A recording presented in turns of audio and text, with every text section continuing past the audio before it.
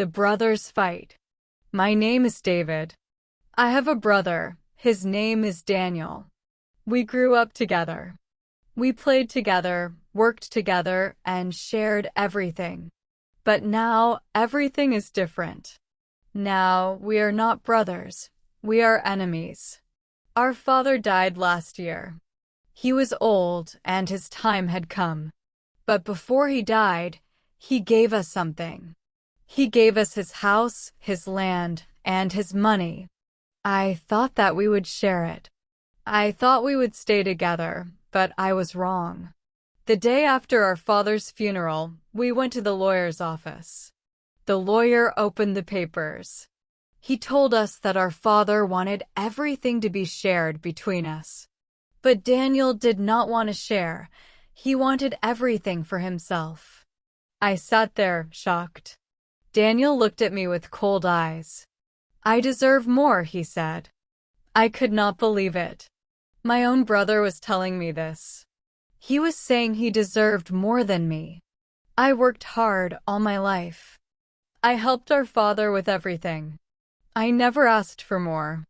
But Daniel? He never worked hard. He never helped our father. He only thought about himself. He wanted the house, the land, and the money. He wanted it all, and he did not care about me.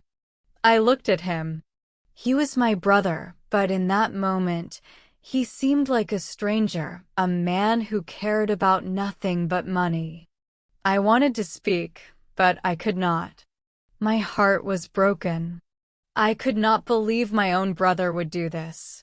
Daniel didn't stop there. He kept talking. His voice was loud and angry. I need this money, he said. I deserve it. I'm the older brother. I should have everything. I felt a rush of anger in me. How could he say that? How could he think he deserved everything just because he was older? I worked hard for this. I worked hard every day, and now he was taking it all from me. Daniel, this is not fair, I said. We promised to share everything. This is our father's wish. We can't break that promise. But Daniel did not care. He didn't listen to me. You don't understand, he said. You never understand. I need this money to make my life better. I need it more than you. I felt tears in my eyes. My brother, the person I loved most in the world, was telling me that I wasn't important, that I didn't matter. He left the lawyer's office that day with all of our father's things. He took everything, and I was left with nothing but my broken heart. I couldn't believe it. How could my brother do this? How could he take everything and leave me with nothing? We were family. We were supposed to take care of each other, but Daniel didn't care about family. He only cared about himself.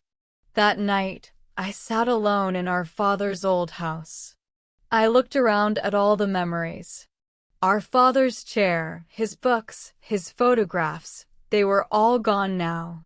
Daniel took them, and I was alone. It was the hardest thing I ever had to do, but I knew I had to leave. I couldn't stay in this house anymore, not with Daniel, not with all the pain he caused. I packed my things and walked out of the door. But as I left, I looked back. I looked back at the house where we grew up. I looked back at my brother, and for the first time, I felt that we were not family anymore. Days passed, but my heart did not heal. I couldn't stop thinking about Daniel, about what he had done. I still remembered his angry face, his words cutting through me like a knife. He took everything, and I was left with nothing. I tried to move on. I tried to start fresh, but it was hard.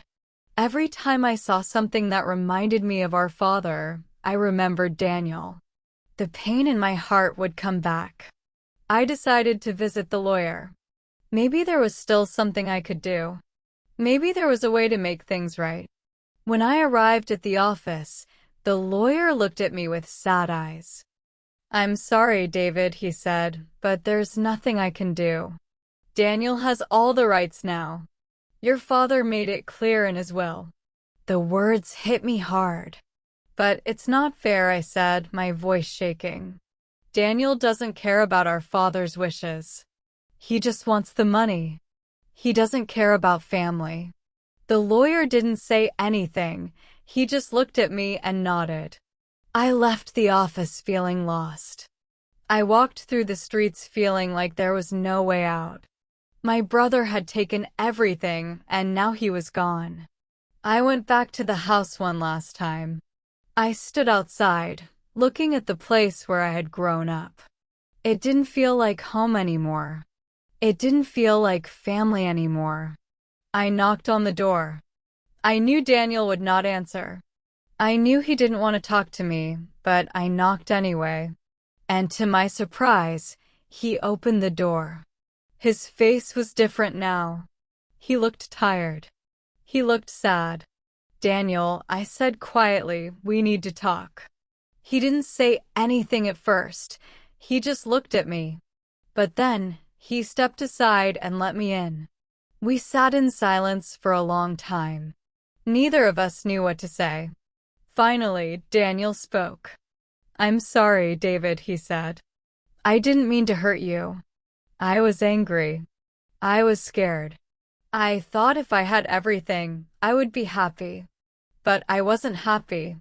I didn't know what to say. I didn't know if I could forgive him. We sat in silence for a while longer, but for the first time in weeks, I felt a little peace. Maybe things wouldn't be perfect. Maybe we couldn't fix everything, but at least we were talking again. Maybe, just maybe, we could start to heal. The days after our conversation were quiet. It wasn't easy, and we didn't speak much, but something had changed between us. There was no anger, no hate. It was as if the wall between us had begun to fall, piece by piece. Daniel stayed in the house. He didn't ask for more money, and he didn't bring up the past. I could tell he was struggling with guilt, and I understood. I was struggling too.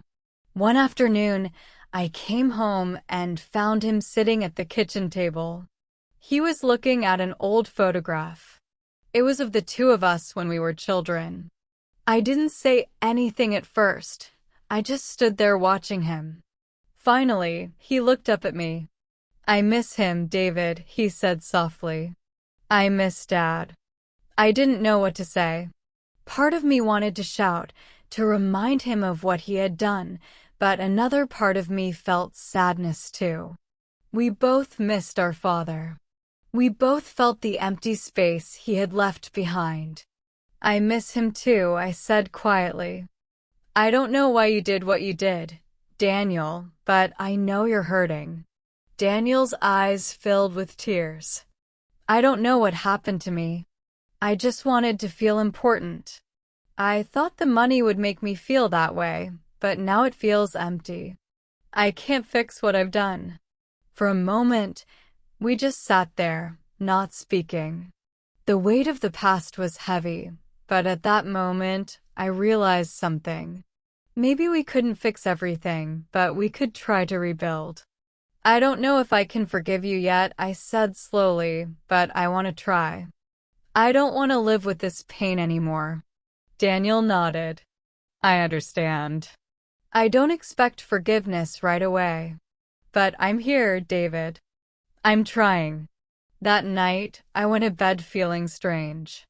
It wasn't a happy feeling, but it wasn't a sad one either. It was the feeling of something starting to change, something starting to heal. The next day, Daniel came to me. David, I want to make things right, he said. I know I can't fix everything, but I can start by giving back what I took. It wasn't much, but it was a start. He handed me a small envelope with a note inside. I'm sorry, the note said. This is for Dad. It wasn't the end of our story, but it was the beginning of something new. Maybe we would never be the same as we were before. Maybe we couldn't go back to the way things were, but we could move forward together. The days that followed were different. Daniel and I didn't talk about the past anymore, but there was a change in the air. It was as if we were both waiting for something, waiting for the healing to begin. I could see that Daniel was trying. He began to help around the house more. He fixed things that had been broken for years, and he even started to spend more time with the family. It wasn't perfect, but it was better than before. One evening, we sat together in the living room. The TV was on, but neither of us were really watching. It was just the two of us sitting in silence. Finally, Daniel spoke. "David, I know it won't be easy. I know I've hurt you, but I want to be a better brother. I want to be someone you can trust again." I looked at him. I could see the sincerity in his eyes. For the first time in a long time, I believed him. "I don't know if I can trust you yet," I said softly, "but I'm willing to try." Daniel smiled, and I could see a small light in his eyes. It was a small step, but it was something. The following weeks were full of small changes. We didn't have big fights anymore. We didn't argue over the money or the past. We just started to live our lives day by day, trying to move forward. It wasn't perfect. There were still moments when the weight of what had happened hung over us. But we were both learning to live with it, and for the first time in a long time, I felt hope. One day, we went for a walk together. It was a quiet afternoon, and the weather was perfect. As we walked, we talked about the future, about the things we wanted to do and the things we hoped for. It wasn't a deep conversation, but it was one of the most honest conversations we had ever had. "I think we'll be okay, David," Daniel said as we walked. "I think we'll find a way to make things right." "I hope so," I replied, "but it'll take time." And as we continued to walk, I realized that maybe, just maybe, we would find a way to rebuild not just the things we had lost, but our relationship too. It wasn't going to be easy, but it was a start, and that was all I needed. It had been a few months since that walk. Things were different now. Daniel and I still didn't always agree, but the anger that once filled our conversations was gone. We were learning how to communicate, to understand each other. One afternoon, as we sat together, I looked at him. He was no longer the man I once fought with. He was different, and so was I. The hurt from the past was still there, but it didn't control us anymore. "I know I made a lot of mistakes, David," Daniel said one evening, "but I'm trying. I really am." "I know," I said quietly, "and I'm trying too." The weight of the past seemed a little lighter now. We spent more time together, not as enemies, but as brothers learning to build something new. There were still times when the past felt too heavy, but those times were becoming fewer. One day, Daniel invited me to a small celebration. It wasn't a big event, just a simple gathering with close friends and family. But it was important to him, and I could tell it meant a lot. As I stood there, looking around at the people who cared for us, I realized how far we had come. We had survived the worst of times, and we were still standing. "I'm proud of us," I said to Daniel that evening. He smiled. "Me too, David." "Me too." And for the first time in a long time, I felt like maybe, just maybe, we could start fresh. Not forget the past, but learn from it, moving forward one step at a time. It wasn't perfect. It wasn't easy, but it was.